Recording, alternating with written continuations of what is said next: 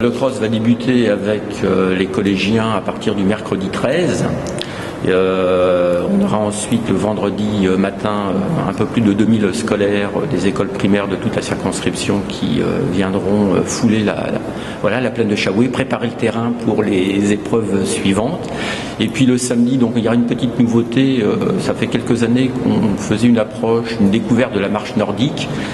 Cette année, trois parcours vont être proposés en fonction des niveaux, dont un parcours qui va être réservé à la compétition dans la perspective de futurs championnats de marche nordique. Donc on va être un petit peu initiateur dans le département pour la marche nordique.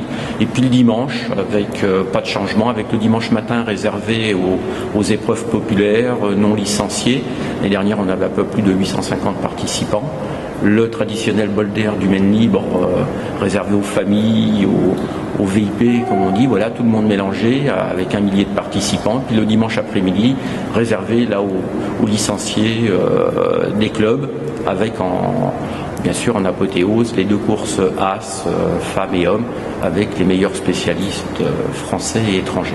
Au niveau des étrangères, on aura effectivement, alors ça c'est tout neuf, c'est de cette nuit, donc l'Éthiopienne Gelete Burka, qui a 6 titres de championne du monde de cross en individuel ou par équipe, plusieurs titres internationaux sur piste également, donc c'est vraiment la très très grande favorite. Chez les hommes, on aura le vainqueur, les 2 derniers vainqueurs d'ailleurs, les Kenyans Paul Meli et Nicolas Korir.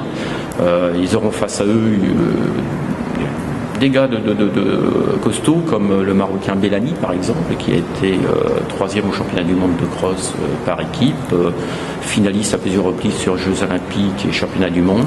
On aura 2 tout jeunes, un Michael Bett, un Kenyan qui est vice-champion du monde de cross, et puis Elijah, un Éthiopien qui est champion du monde du 3000 mètres junior alors qu'il n'a que 16 ans.